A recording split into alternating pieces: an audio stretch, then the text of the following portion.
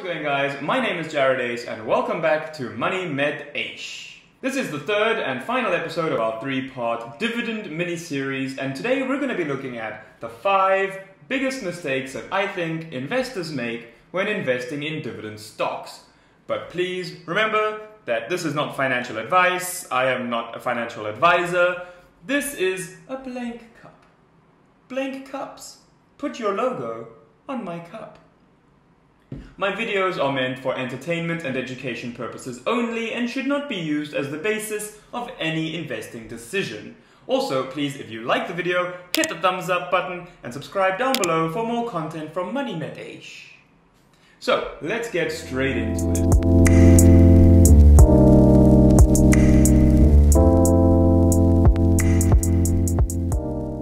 So, let's get into my 5 top mistakes that investors make when investing in dividend stocks. Number 1 is buying stocks on tips. Number 2 is not doing your own research. Number 3 is buying dividend stocks based on dividend yield alone. Number 4 is buying stocks because they're cheap.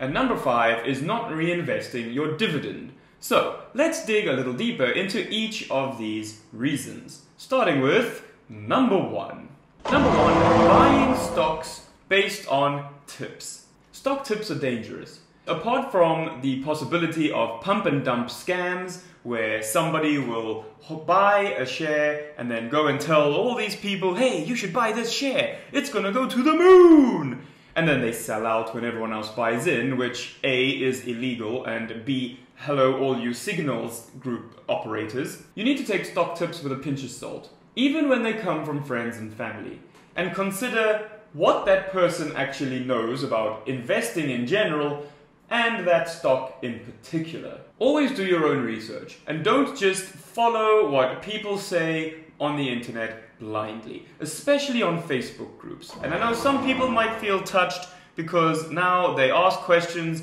on Facebook and they think that this is part of their research. But guys, asking what company to invest in is not part of doing research on a company. Okay, that is a bad question to ask and can only lead to you getting bad advice and being led down a very expensive path. So please, if you feel touched, we will give you steps to correct it. If you're buying stocks just based on tips from the internet or the barber or the neighbor or your mom, you are just gambling. If you're not going and taking that information and doing further research on it. If you just hear someone say, buy Discam, and you go and buy Discam without even looking at Discam, that's just gambling. That's not investing.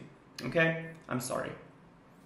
Also, humans tend to think that we are always the exception. We always think we're exceptional when, in most cases, most of the time, we're not. Okay? We like to think we're special, but in actual fact, for the vast majority of things, we're not special. We are not exceptional in most ways.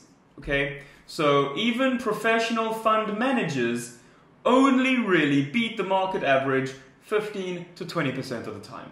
Okay, so that's number 1, buying stocks based on tips alone. Number 2, not doing your own research. And I know people on Facebook get touched when people tell them to do their own research, but it is vitally important. There is a commonly misunderstood saying, buy what you know.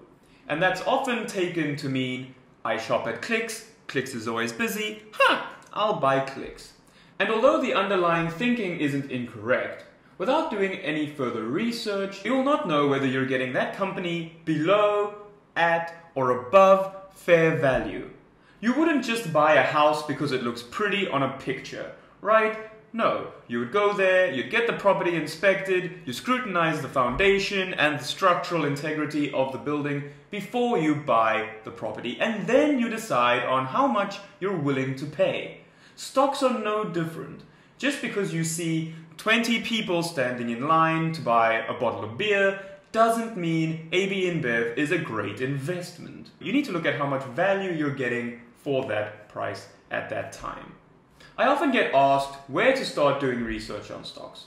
This is a far better question than just sending somebody a message saying JSE dividend paying stocks, because that doesn't mean anything to anyone, right?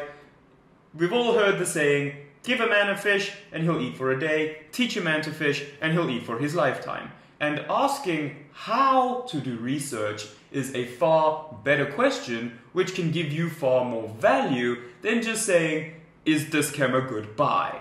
And I'm using Dischem a lot because that's the company we're looking at for the next video, so that is not an endorsement of the company. Please go out and do your own research, me included. Don't just buy things I say. Okay? I am also just a person online. Don't know Jack. I mean, I know a person named Jack, but that's not the point. If you don't know how to properly research a stock, then number one, you shouldn't be buying individual stocks yet. Okay? There's nothing wrong with only investing in ETFs while you learn how to analyze and research companies. There's nothing wrong with that. And don't let anybody make you feel bad about only investing in ETFs. ETFs are great. Invest in ETFs all the time. They're hassle-free. They meet the market average all the time because they are the market average. And like we said earlier, 80% of the time, professionals are getting it wrong. So, ETFs for the win. And number two, research how to research stocks. Research how to research stocks. I'm going to say it again.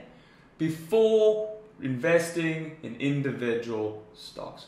If there is information that Google gives you that you don't understand, or a term that you don't understand, Google that term.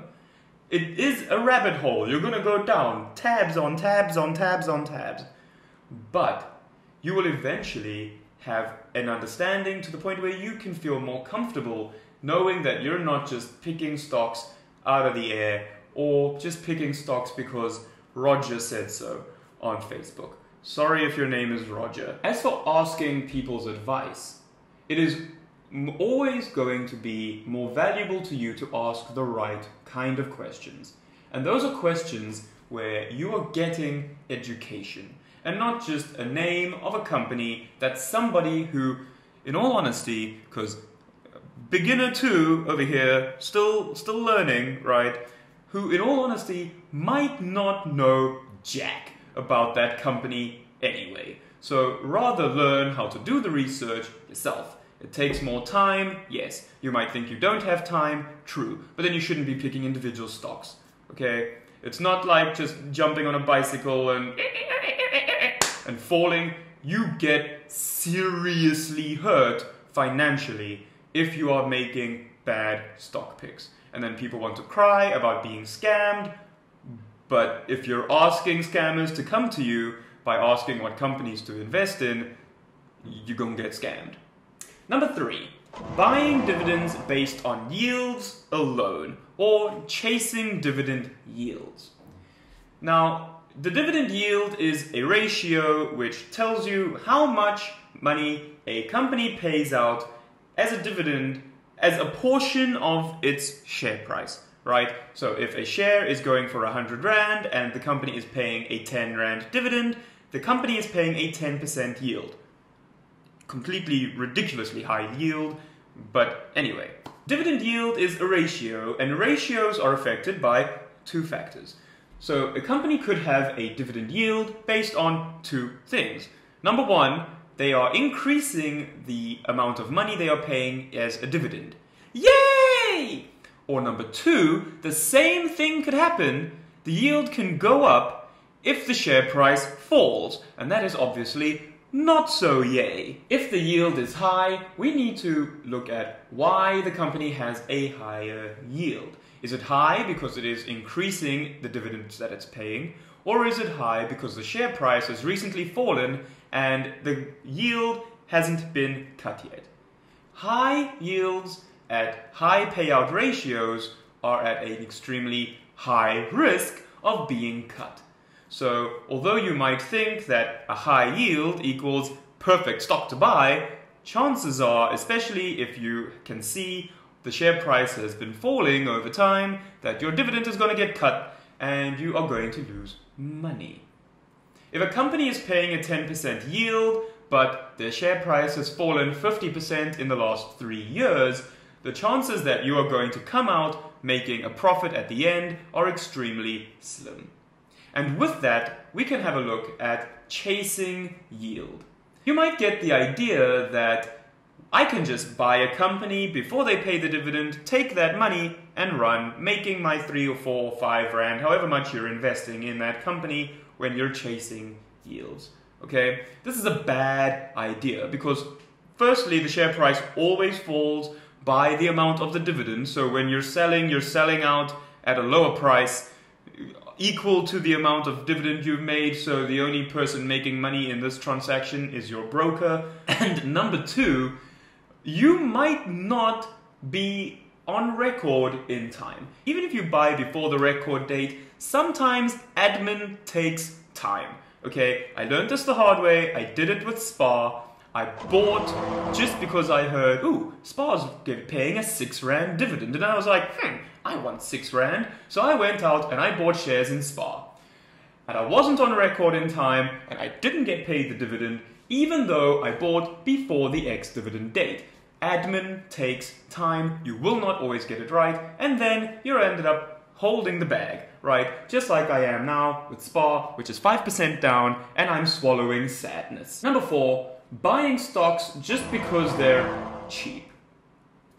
Not knowing the difference between a cheap stock and an undervalued stock is a big problem when it comes to investing in general, but dividends in particular. Just because a share's price is under 5 rand doesn't mean you're getting good value for that 5 rand. If a company's net asset value is only 80 cents, but you're paying 1 rand for it because you think, oh, it's only 1 rand, I can get 100 shares at 1 rand, but the company isn't worth 1 rand a share.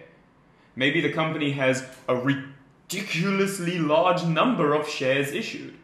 Maybe the company isn't even making that much money, but if you're just looking at the share price thinking, oh, that's cheap, buy, that's just gambling. Again, that's just gambling. So if you are looking at companies below or at fair value, you can see how much you should be paying for this stock. Is this a good, cheap stock, as in it's below its fair value, or is this a really expensive, crappy company that just happens to be less than 5 rand a share? So just because your company is a cheap price and a high yield doesn't mean it's a buy. It just means that it's a cheap company with a high yield. Go out and do your research. And if you find that maybe the market isn't taking some things into consideration, maybe the market is valuing it unfairly, maybe the market is taking a harsher look at this company than it should, right? So, number 4, just because a stock is cheap doesn't mean it's a good dividend-paying company, even if it has a high yield. Number 5, not reinvesting your dividends. We did a whole video on this. Please go and watch it. If you didn't see episode 2 on reinvesting dividends, watch episode 2, shameless plug. It's my own video. I can plug my own content. I'll do it shamelessly. Number 5, reinvest your dividends. And bonus, I'll give you one more. Number 6, not taking tax into consideration. Every time a dividend is paid by a company that is registered, domiciled, or registered in South Africa, or a foreign company listed on the JSE, you are subject to dividend withholding tax. 20% of that dividend is going to be kept by the company and they will pay it to SARS. So the amount of money that lands in your portfolio, you don't then still have to take out the 20%. The 20% is already taken. So this is another reason why just chasing dividends doesn't work, because you're actually losing 20% every single time just to SARS. If you require more information about tax and investing in general, please speak to a tax professional. That's not me. Okay, definitely not me. Sorting out my taxes at the moment, madness, going crazy. I am not a tax professional. Please contact a tax professional.